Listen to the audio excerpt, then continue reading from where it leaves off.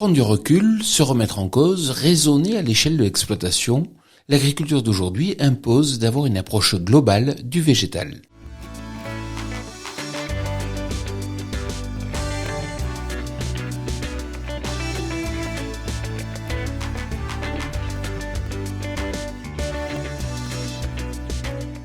Cette semaine, je vous amène dans le Var à la rencontre de Cédric Moniquet, technicien du groupe Racine SAP.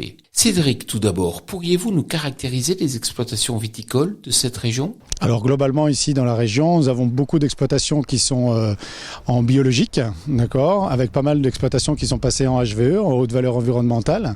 Donc en l'occurrence pour moi, technicien qui m'occupe de la zone Brignoles, Roquebrussan, Garéoul, j'ai à peu près 90% de ma clientèle qui est biologique. Quelles sont les techniques d'enherbement de l'interrang que l'on pratique ici ? Il y a deux types de couverts comme je vous en ai parlé, on a l'aspect permanent et on a l'aspect temporaire.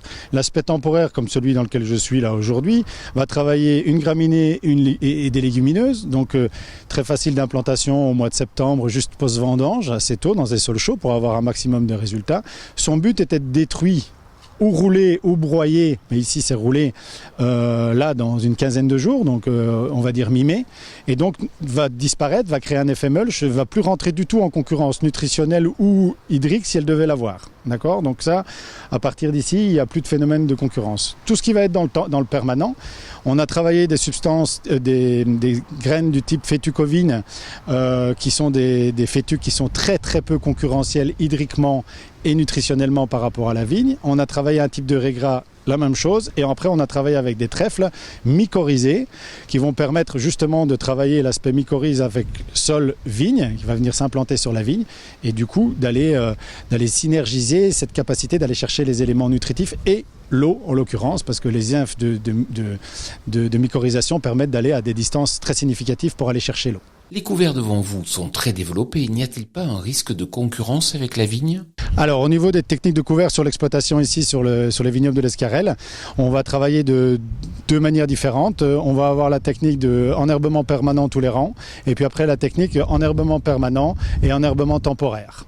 Donc enherbement temporaire dit engrais vert qui va être renouvelé chaque année ou bien en semis direct ou bien en retravail léger du sol au mois de septembre pour réimplanter les sols. Vous dites qu'il faut avoir une approche globale du végétal. Expliquez-moi. Exactement, on travaille chez Racine, en tout cas on travaille de cette manière-là, c'est-à-dire que, et c'est ma conviction personnelle aussi, c'est la santé du végétal et la santé du support du végétal qui va permettre d'avoir de meilleurs résultats au niveau maladie et donc au niveau stress biotique et au niveau stress abiotique. Donc biotique, ça va être tous les champignons, mildiou et ainsi de suite qui peuvent être présents, maladie des bois et ainsi de suite. Donc plus on a une vigne en meilleure santé, plus elle est capable de lutter de manière naturelle contre les aléas climatiques ou les maladies présentes dans notre vignoble. Vous travaillez aussi sur la biostimulation des plantes ? Nous travaillons pas mal au niveau de la biostimulation des végétaux, toujours dans sa globalité, c'est-à-dire qu'on va intégrer dans les traitements phytosanitaires nécessaires de la biostimulation avec des produits qui vont augmenter les photosynthèses de l'ordre de 25 à 30% d'après les essais qu'on a mis en place et qu'on a fait constater sur l'exploitation.